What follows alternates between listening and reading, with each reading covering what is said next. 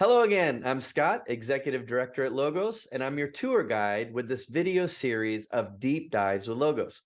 I hope to introduce you to some of the best features of Logos 10. Logos introduced the timeline tool a few years ago, but in Logos 10, the new advanced timeline got a major upgrade.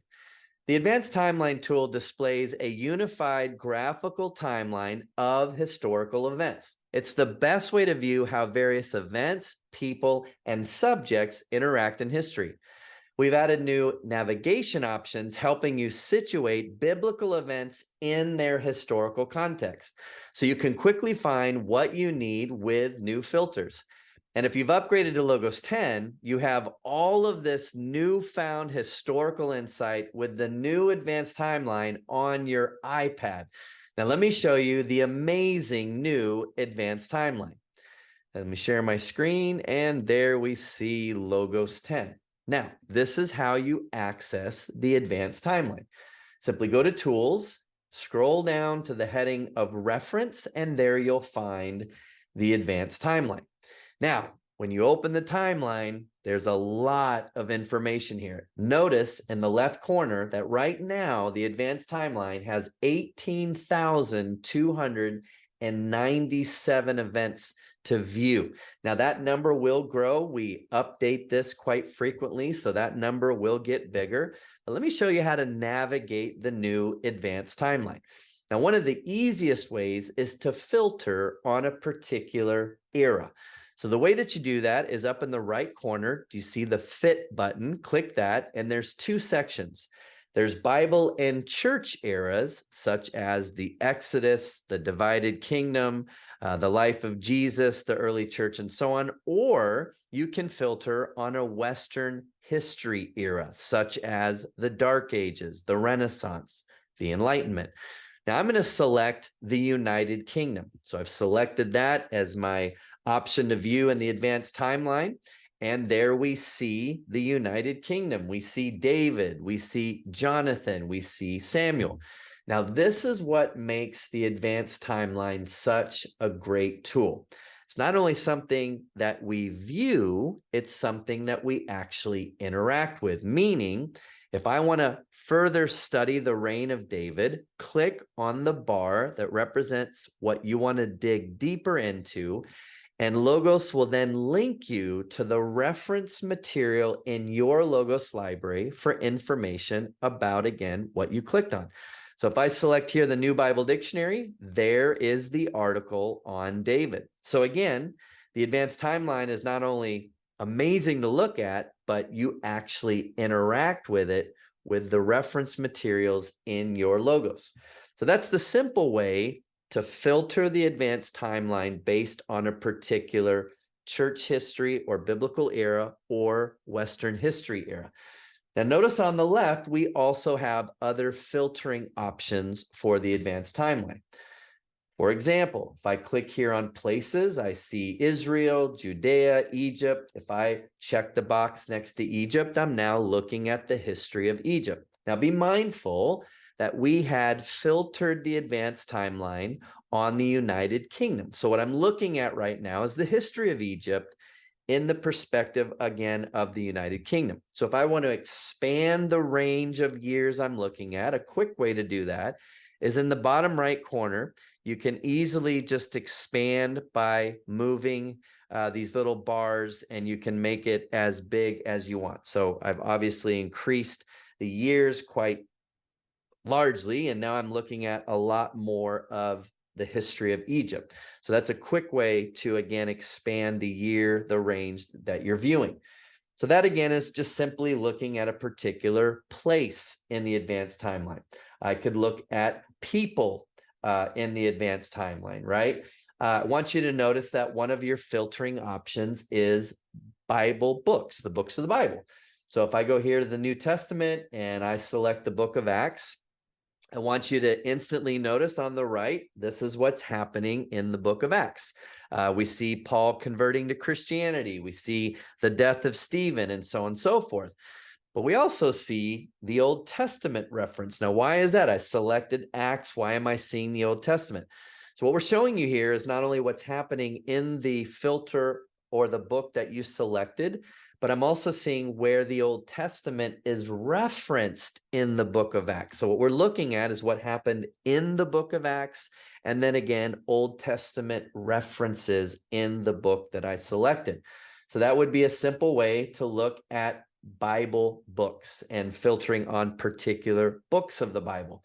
Now let's scroll down a little bit to event type, and you'll notice we have archaeology, we have arts and culture, we have people groups, we have written works, we have worldviews, time periods, but one of the new filters in the advanced timeline is church history themes. So we scroll over and we see, Jesus commissioning the building of his church, and then we see the history of the church, and we see the church persecuted, the rise of orthodoxy, and I see the Trinitarian controversy settled. I want to dig further into that particular theme. So again, click the bar that represents that particular theme. And one of the resources that we built to work with the advanced timeline church history themes is right here called Church History Themes. And when you open this resource, you'll notice that we summarize all the key things you need to know about in order to study the theme that you selected. So again, I selected Trinitarian controversy settled, and here we go. Here's the summary of that, right? Here are the key developments. Here are the key people. Obviously, I have to know about the key players, key people.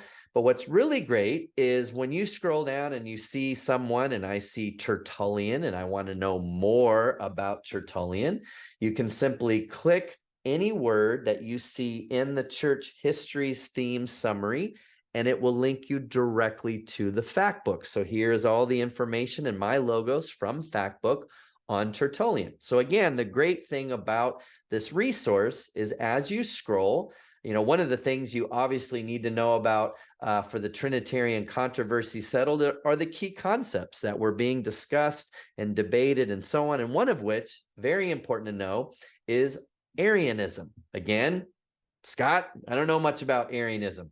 So you select that word that you want to know more about, and fact book brings you the information.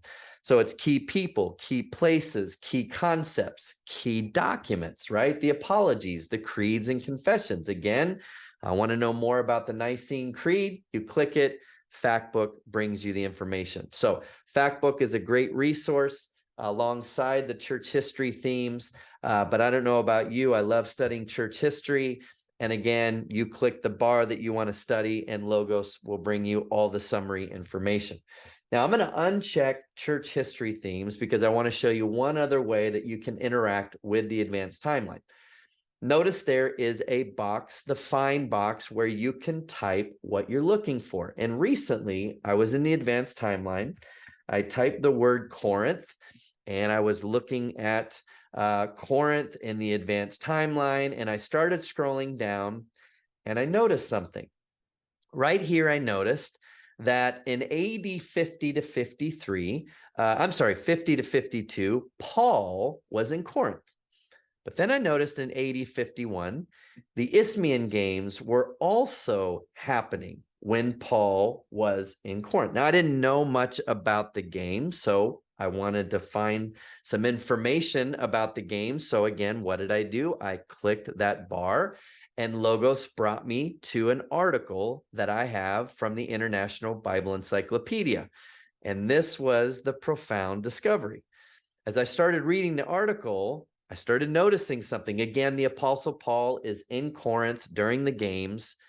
And then Paul starts writing to the Corinthian church, and he writes to Timothy.